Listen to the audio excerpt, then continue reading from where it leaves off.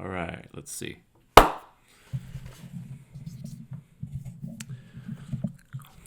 Good morning, good morning, good morning.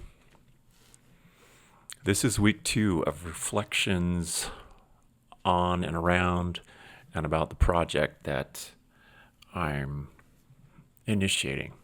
This is a large-scale art installation project in Salt Lake City. The largest of the scope and kind that I've done, and as I approach it every week, I wanted to create some reflection videos about things I've learned, new interactions with people who come into the intersection of the project, and hopefully also some things that you can take away and glean from in the pursuit of this thing. New to YouTube in a general way, in that I've had a channel for a while, but now have found this reason to activate it because I'm learning so much and doing so much, both with process and art form and with the entire city.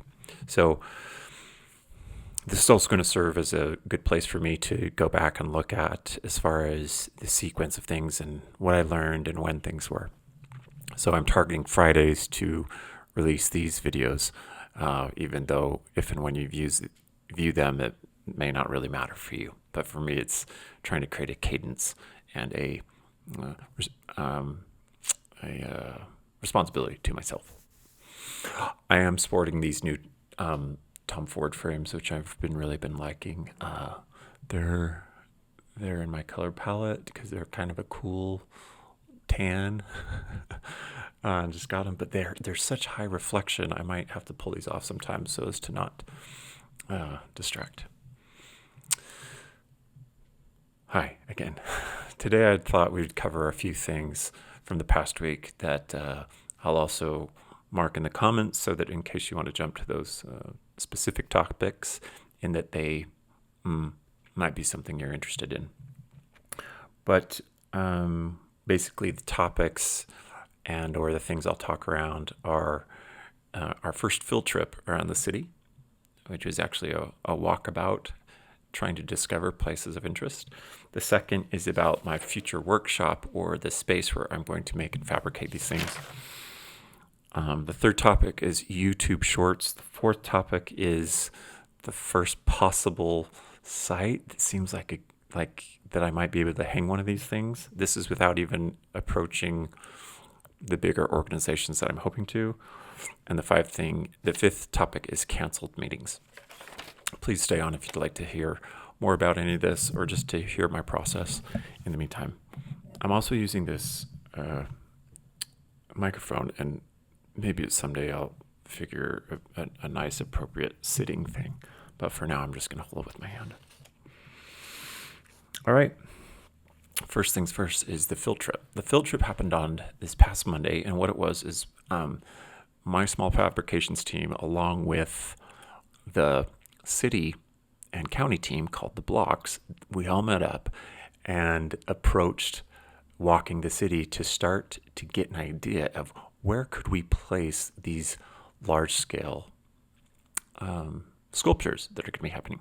Now, as a recall, these sculptures are intended to wrap around buildings. They're similar to these silly animals that you can see kind of up here, that will be made out of this plywood that's going to wrap a building. And sure, it's a fun idea, but where actually can we start to approach this? So that brings up a couple of things, right? Not only just which buildings, which spaces look really interesting that we think would be visually stimulating and curious for a city, but also then we can start talking about, do you know who owns that building or owns that business where this piece will go up? And there's a strategy piece that we have to start figuring out too. So a couple things about this walk and about walking downtown Salt Lake City and trying to see it as a canvas that I wanted to share with you. First of all, in any creative process, specifically in this one that I thought was worth mentioning, being on your feet and in your body and exploring this space brings a whole new dimensionality to the concept. And I think this could be translated across different art forms, but it especially is going to be important for this one because this is 3D environmental art on and around things. So that takes some heavy consideration into being. But being when we're in our bodies, when we're walking, when we're taking in sensory information in a creative process, it informs our system and our problem solving in new ways.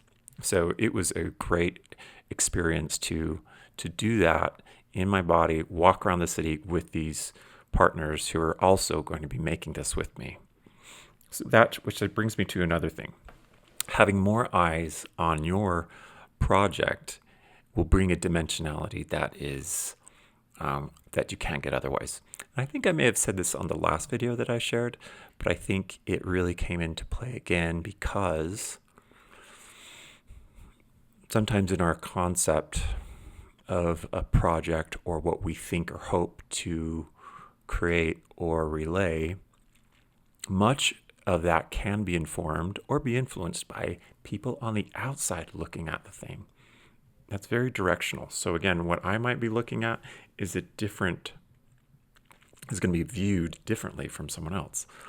So having this really supportive team who could see and create ideas too about where these things might go or what I was thinking was really informative. Now we started to, at the beginning of the meeting, we set some ground rules, just basic things like, we want to see this as board. We got to think about safety. Here's the general idea, but then from there, let's see what can come up. So that was really fun to give like a simple framework of whatever our intention was, and then to let the team intersect and see from those guiding principles what they were going to find and create. So that was really nice. So having additional eyes on the project is significant. The other thing that I think is important to note with that exercise was cultivating a genuine reception of what they think and to remain open. The team by nature is a really good group of people.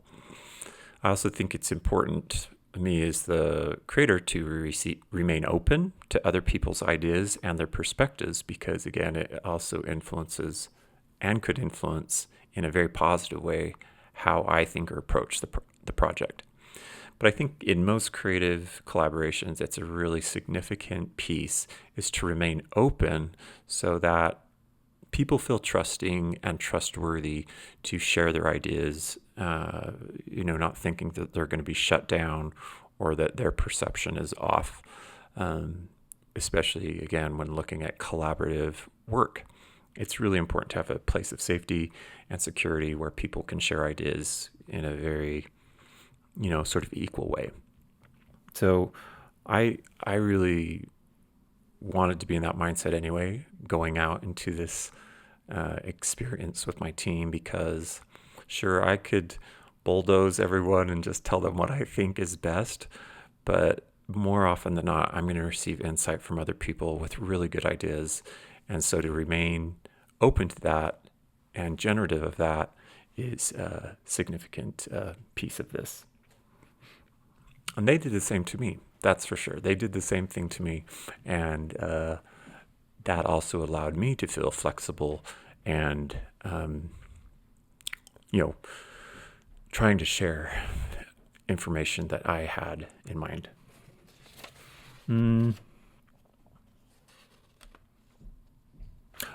Here's the next thing. We broke up the experience basically into 2 field trips. So what does that do? By breaking up a project into more bite-sizable pieces, we may experience new things. So we decided we were going to have one field trip where we kind of focused on the eastern side of the city, and the second field trip where we're going to focus on the western side of the city. That break of time allows us to gestate and think about what we saw the first time, because many times when you reapproach a project or reapproach a work of art, the morning after, 2 days later, things may have shifted. in the information and the creative process. So number one, we gave ourselves a really good dose of, wow, look at all these places we think, we have them listed down, we're creating a map of them, but it will also give us a few days to cycle through that and figure out what kind of raises to the top after a few days of consideration. And now next week we get to go on another field trip where we get to explore a whole different side of the city. So all of this is a conducive experiences to inform and keep a real lively nature about the project. So that's basically the field trip. Was there anything about this, about my process or engaging others or teamwork or cooperation or collaboration that spoke out to you or with you? And for you, what have you done when you've had to work collaboratively, even though you may have conceived of the idea? What have you done to engender collaboration or a safe space for other people to feel recognized when you're working together? I'd love to know. And you can leave those comments down below.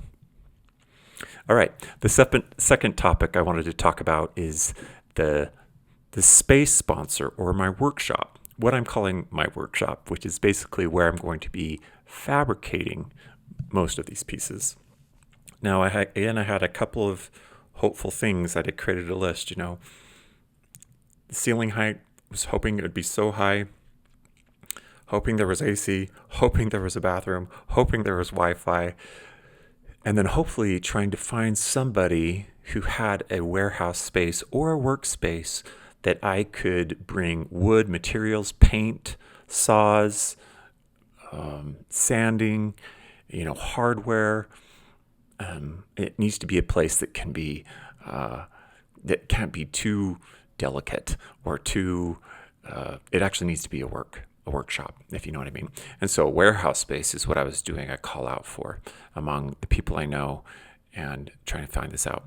Now, luckily, I went to a friend of mine who has a fantastic business where he does cladding around exteriors, around buildings. So actually, it was also a really good contact because he actually deals with the exteriors of buildings. But I will say this again about relationships and people that you have really positive experiences with. My friend Scott, who is offering me this space in his building to create, he gave me a solid gift, and that is that he basically said, I just want to give this to you. I want to help you out, and I want to see you succeed. And he's shown up for me in the past too. So the personal relationship that we have to people in trying to support them many times can lead to just beautiful new things. And this is a case in point because I just adore Scott. I think he's amazing. I think what he does is great. And he's always been a great friend to me. And now at this juncture, we're finding a really cool opportunity. So he was really generous, even said sort of like, oh, you don't need to, he's got a lot of business going on, a lot happening, and said, there's even more than I can handle. So he goes, I don't need you to really be pushing me out there, even though I'm going to. He decided for a mutual exchange, he said, maybe in this future at some point, you can come up, if I come up with some maybe marketing needs, Dallas, maybe you can help me out in the future with that. Maybe we can consider that a good exchange. Of course, I thought that was a really wonderful exchange. And I think that's important. When we create these partnerships or collaboration, there really needs to be a mutual exchange. Otherwise, we potentially add, an unbalanced effort or coming together. It's really important, I think, for collaborations to have a mutual exchange of energy in whatever form that takes. Now, what was fun for me is to find out that next to the space that I'll be using, there's kind of this gallery, pop-up, gorgeous space, all white, really great. And they designed the building for that they could have pop-up businesses and experiences. And when he told me how much he usually rents that out for, immediately said, well, great, because I'm also going to be having people come to the workshop when I'm working there, because I know I'm going to have media attention. I know I'm going to have creative groups coming to see me work on this, but I can also pitch his place and encourage people to rent this out or show them, and he might get some interest to use that. Now for Scott, that was great. As soon as I said that, I was like, yeah, now I get to like bring people to you, and they get to possibly rent this from you, plus just learn about your business. So there was a really great mutual agreement, and so I'm basically pretty sure he's going to become our space sponsor. That means I just am going to work there. But it's because there's a nice mutual arrangement. And so when seeking these kind of agreements or partnerships or sponsorships, or really keep in mind the key is mutuality. And it keeps the energy really nice and equal and beneficial. And you both need to understand what the other party needs. And also, there's no skin off your back if it doesn't work out with someone. You know, if you find out your needs don't match, that's totally okay too. But it's part of this process, right? It's part of the creative process is finding these creative partners and when things align. So that was a great win this week. I still have some feelers out for a couple other spaces, but I'm pretty sure it's going to be this one with Scott, and I'm sure I'll tell more about it as the YouTube videos unfold. All right, I'm looking at the time, trying to be mindful of that. Let me know about any partnerships that you've come into that were really positive, that you took note from, that illuminated how you want to do partnerships in the future. You know, how it taught you about the interpersonal relationship with people and how you work with them. I'd love to know about those too. All right, the third topic I want to talk about today is YouTube Shorts. YouTube and YouTube Shorts is obviously a platform that I'm going to start leaning into more for the reasons I've already mentioned. But YouTube Shorts is, right, it's jungle all in of itself. It's short, brief, limited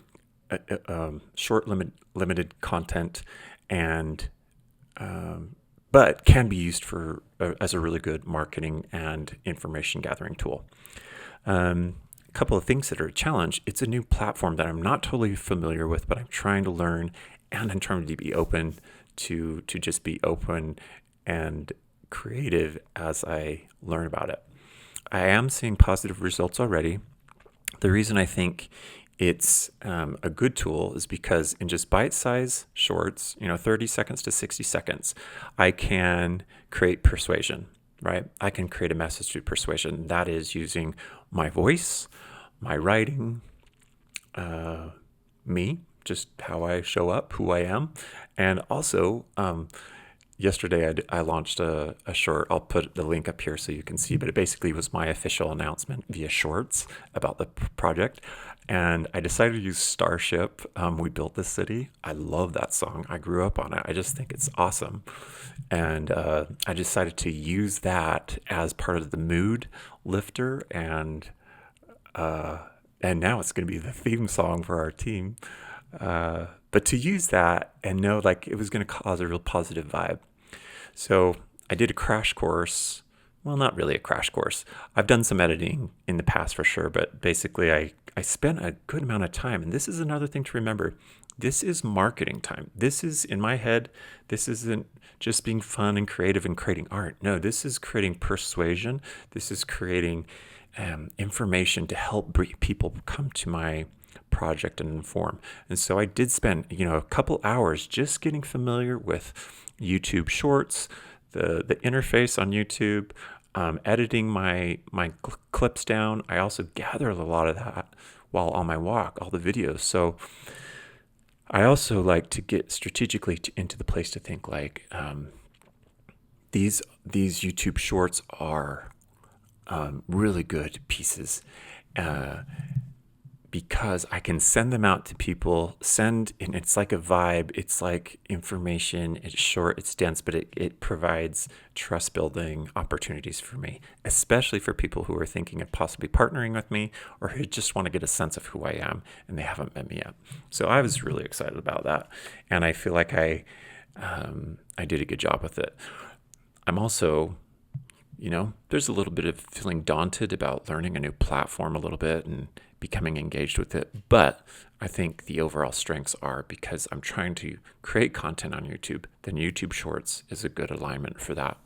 And I think there's already like 1,000 views on my short from yesterday, and I don't have a huge audience, and I don't have like a ton of people creating content, but I want to start creating what I start creating and sharing. I do want people to come back and see that. So I will link that again. So I'd love for you to watch it and tell me what your thoughts or feelings are. Are you using YouTube Shorts? Do you find it's helpful? What have been, or why do you engage with YouTube Shorts? Would love to know. Pardon me. The next bit is I may have found my first placement for my first sculpture on a building downtown. This is another part of the process. This is number 4, is getting out, walking, surveying the project, and going back to people that I already know who have a care of similar interests as me who could support this project. One of these people, his name is Mark Morris.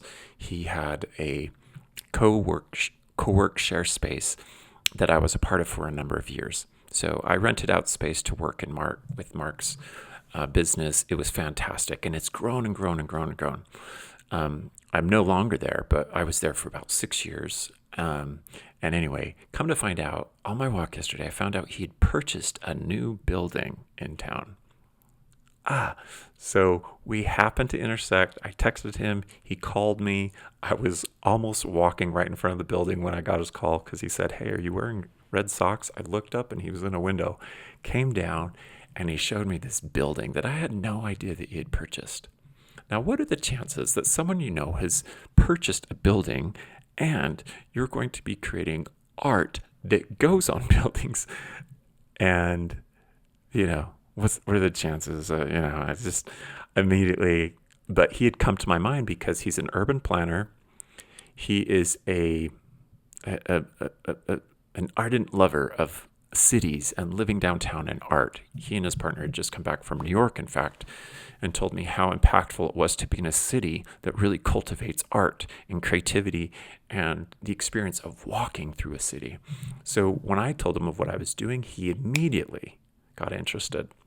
He has this new building, and because of its location and the fact that a building next to it has just been bulldozed, there's this huge, blank canvas of the side of his building that he's now curious if one of my amazing animals can perch on. So we had a really good connection, and I think it might be our very first space that we could create the sculpture. So I'm thrilled about it.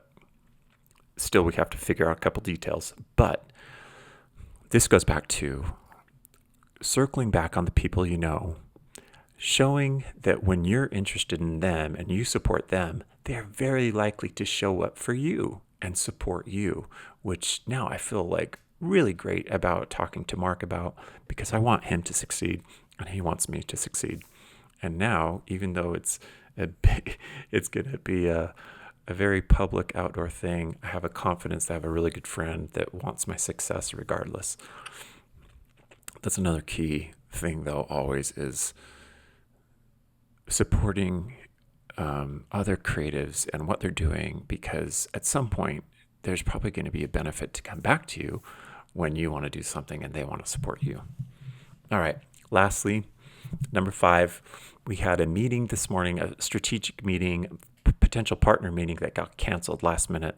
Person wasn't able to make it, was apologetic about it, and then definitely said, I definitely want to keep meeting.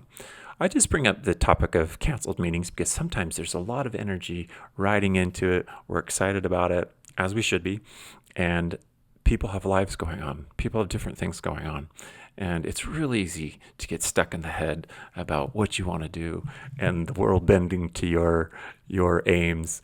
But the reality is that people have life and things come up and you have to cancel.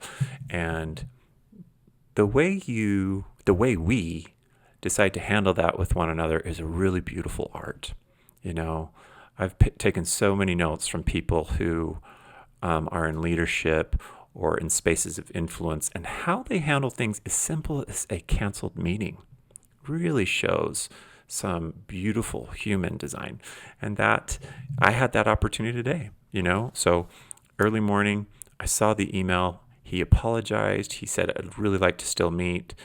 So what am I going to say? I'm going to say, awesome. That's okay. No problem. We're looking forward to meeting with you. And it gave me an opportunity to send a good vibe towards him. So I sent him the YouTube short to hopefully give him a sense of who I am, what I'm doing, that I'm in the city. I'm looking around, and because this music too, it was such a simple device, but it really gives a good feeling and a good vibe. And so I'm hoping that he sees it, gets excited to meet me, and we'll look to meeting him next week. So how we handle these things, you know, how we handle a reply to a canceled meeting, even though it may, you know, it's not what we ideally wanted, but there's an opportunity with every opportunity like this to create newness or to create invigoration or to share something. And so I wanted to make mention of that, because sometimes you can get discouraged with a canceled meeting, or that someone can't make it. And that's just life though, and that just happens. So remaining open and remaining pliant and remaining fun, and you get to set the tonality of when things don't work out. How do we approach the next time? And so if any of you have had similar experiences with meetings, or how you navigate when things don't go quite right according to plan, I'd love to hear about those. It seems very basic and very like we should all know this, but tonality and feeling with people that we collaborate with is really important. And in this project that I'm creating, I really want to provide an awesome opportunity for all the members involved. I think it's important to remember to remain open, remain positive, and remain in a space of excited engagement. And I can still do that even if the meeting gets canceled or postponed. All right, that's it for today. It's gone on way too long. I'll probably get these down, hopefully shorter content, but for now I'm just trying to get these up. Thanks for watching. Thanks for letting me know. Please visit any of the other topics that you'd like to see on my channel. Would really appreciate your thoughts. Obviously, subscriptions to the channel would be great. Viewing of my shorts would be great.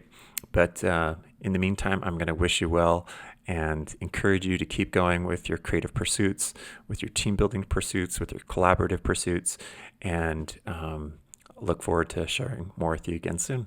All right, take care, everybody.